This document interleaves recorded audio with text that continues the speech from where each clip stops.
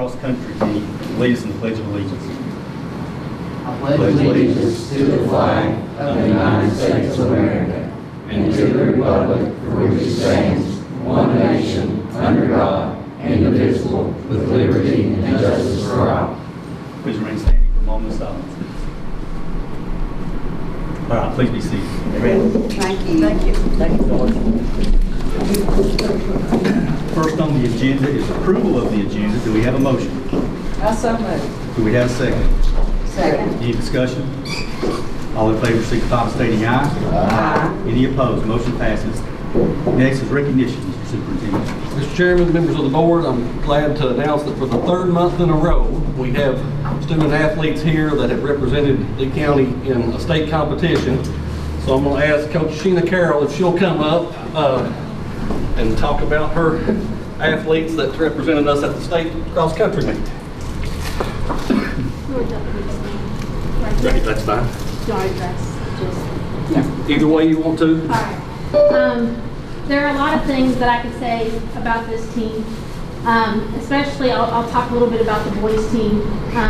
I believe, Rick, it's been, what, 20-some years since the boys team has made it to state. I believe the last time was 1998. Was that, I think, Rick? Yeah. So 1998 was the last time. So these boys, the good thing about them is they're very, very young.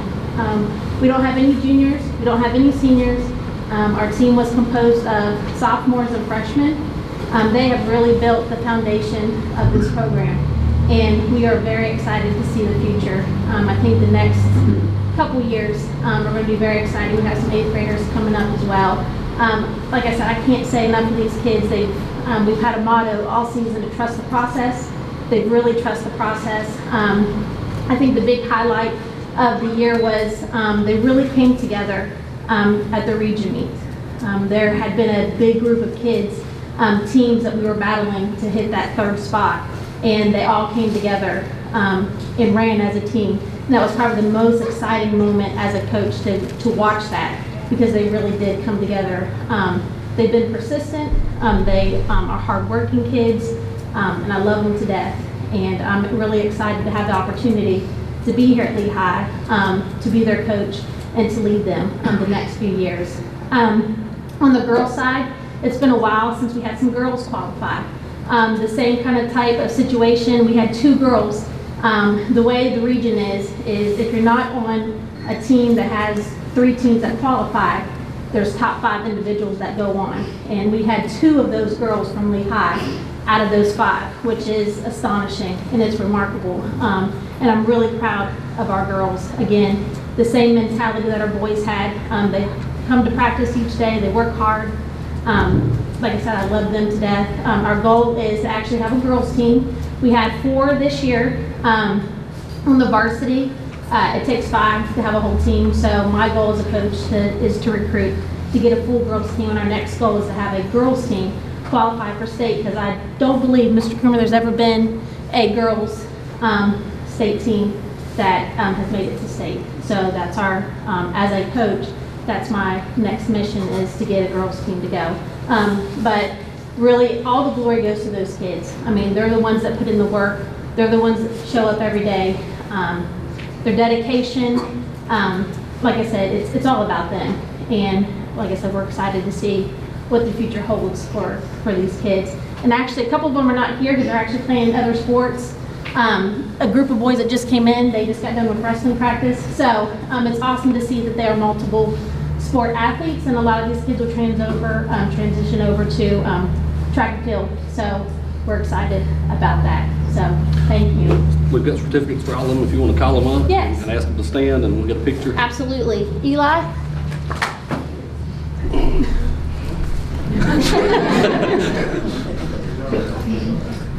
What's the last name? Last night. Penix, sorry. Okay. Come up here, just turn around toward the, right in there, it's fine. John Carter.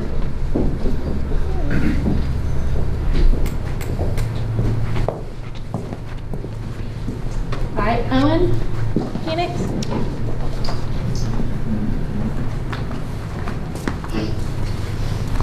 You got got Seth Cowden.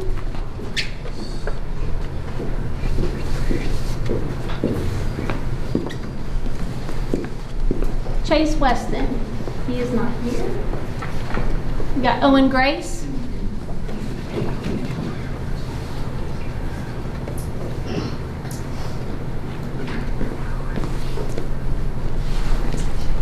We've got Natalia Labardo, and I believe she may be cheering tonight. We've got Savannah Parsons, and she is playing basketball. And we also had Connor Early. He had actually was on the region team that helped the boys qualify. But there were some conflicts. He had a football game to play the first round of state of the round of football playoff, so he was not able to attend the state cross country meet. But he was also a part of the team to help them qualify to region. So, Coach, I think you'll get up here. I think Mr. Watson will take a picture with your team. I'm gonna set these.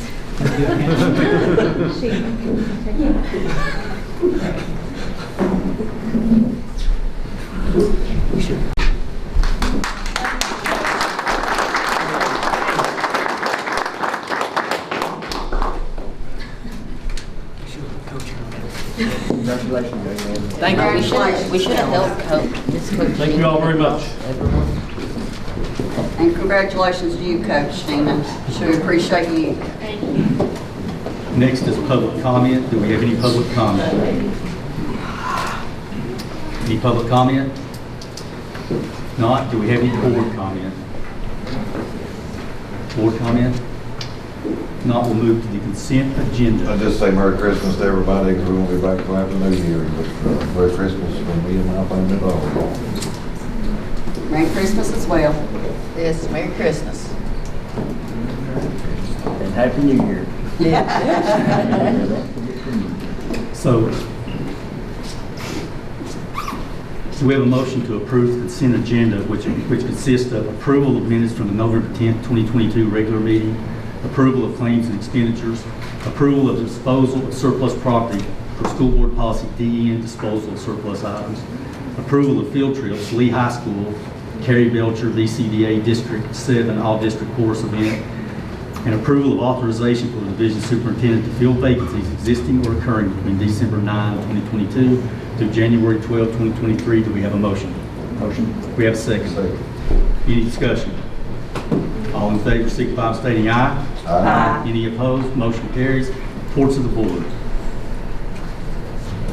No reports of the board? I would like to say how I appreciate, and I know those of you who've been to the gym, Rob, and you hope to see the new bleachers. They look so wonderful, and everyone that has come to Lehigh just recently to some games, they look great, and they look so much more comfortable with rails to get up the bleachers, and I just want to thank Mr. Dean and Ms. Belcher and Christine, everyone involved that helped bring this on, and Mr.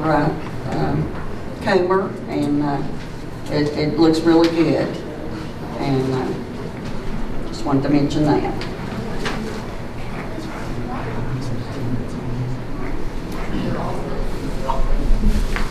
All right, next is reports of the division superintendent. Dean? Mr. Chairman, first in your packet is the participants for the Kingsport Times News Ride-On. We had participants this month from Jonesville Middle and Pennington Middle. Those are in your packet, and I encourage you to look at those. Enrollment, I gave you some good news last month. This month, not as good. We've lost 11 students. We're down to 2784, but the budget's based on 2766, so we're still above the budget on that. Operations update is in your packet, but there are some things I'd like to mention to you. We're getting close to having all the roofs completed. They're still working here, still have a little bit on the Fort Quillen building, a little bit at Thomas Walker, the Ag building at Thomas Walker, a little bit at Dryden, and the old Ag building at Dryden. That's where we're at with roofs. All the boilers are up and running. We've had the state inspection and got approval on all of those. They're still doing a little fine tuning. HVAC systems are in up at St. Charles, and I think you may have noticed that some of our windows have been removed here. They've started working on getting the HVAC system in here. They have started installing solar panels at Jonesville Middle. Get that process done, and then I think we'll have everyone down and see how that works. And then spoke to Mr. Coomer today, looking at playing soccer either at Pennington Middle or at Jonesville Middle. Both locations need some work. And I spoke to Mr. Coomer, and I think he agreed. We're going to look at both locations and see which one's more economical to repair. The bathrooms and bleachers need repair at Pennington. We need a whole fence around the football field at Pennington to make it safe and appropriate. At Jonesville, you've got the concession stand in good shape. You've got the fence in good shape. Needs lights and it needs bleachers. So I've asked Ms. Belcher and some others to work on that to figure out which one's more economical, and a scoreboard at both locations, whichever one you went to. I think it needs a scoreboard. So that's where we're at with operations. Transportation, that is in your packet. Would like to make note that the activity buses that we ordered, Ms. Belcher, when did we order those? Year, better? Now they're saying April. I think they may be getting close to in production. The regular buses that we ordered a year ago, they said that we should have the rest of those in February. Ms. Belcher and I went, and with some of the transportation people, met the individuals about the electric buses we were awarded through the EPA grant. I can't even tell you when they'll be here. We met with Powell Valley Electric, who provides us electricity at the bus shop. They're going to work on getting what we need to have the electric chargers, so I'll keep you posted on that, but I wanted to let you know what was going on there. Final review of the USDA Rural Utilities Service Grant. There is a letter in your packet or on board docs. We had to have an audit to show that we followed all the steps and met all the requirements of that. So I have a letter in there saying that we have done everything that we were supposed to do and met all the requirements of that grant. So I want to thank Ms. Christy Howard started that, Ms. Sumter has finished it. So just want to make sure we recognize everyone for those. That's all the smart boards and smart items that we have there in the classrooms. Last item I've got, the 2022 legislative listening session, and I'm just going to go ahead and tell you all I messed up on that. Last year, it was virtual because of COVID, and there was very little participation, and all I noticed involved was superintendents. So when Region 7 superintendents did it this year, I went to Southwest Higher Ed Center this past Tuesday, and as I said, there more and more people came in, and I started asking some questions, and some of the superintendents brought some board members with them. So I screwed up, and I forgot to have some of you all go with me. So I included the presentation in your packet. I will tell you that both of our legislators were there, Todd Pillion and Terry Kilgore, along with William Wampler, Israel O'Quinn, and Representative Jason Ballard was there virtually. And the highlights, we talked about assessment, SOL scores. There's been some talk about changing those scores in the middle of this year, and we were asking that they not do that. Keep the scores we've got, do that in between school years is what we're asking. Mental health, with the pandemic, we've had a lot of students who have had mental health problems, and we're asking maybe for some help with that. Talked about the construction funding. We're getting some funding straight through basic aid. They're also going to have a grant opportunity and a loan opportunity. So we're going to look at possibilities of that. I mean, I think everybody remembers in the not so far past how the referendum did. So we're going to look at other options to see what we can do with our money to improve the facilities that we have. Teacher shortage, we talked about that because it's very hard now to find a teacher qualified. And we've asked them if they could do some stuff to help us get with licensure and help us find some teachers and continue to raise teacher salaries. And then we talked some about school safety, SROs, SSOs, and we would like to continue that as well. So again, I want to apologize that I didn't take any of you with me. I'll do better in the future.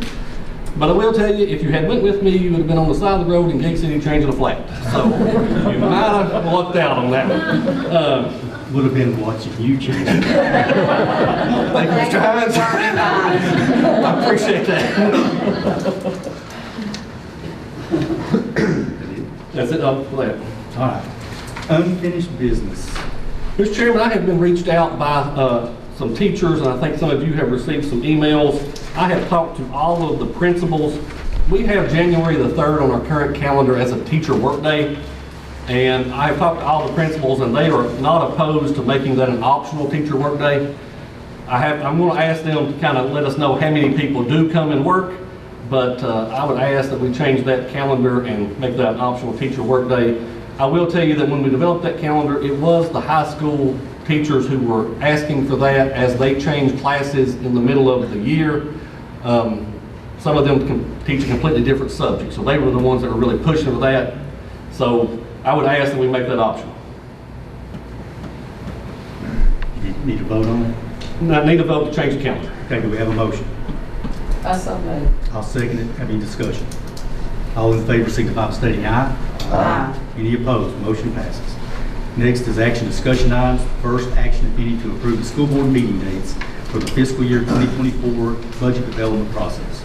Mr. Chairman, we have those listed. We kind of went from last year's dates and put them in this year. 2 of those are right before a school board meeting. The only one that, the 2 that are not is the February 23rd meeting and the March 28th, which would be the public hearing for the budget. So we're asking that you approve those dates for us to work on the budget with you all. We have a motion.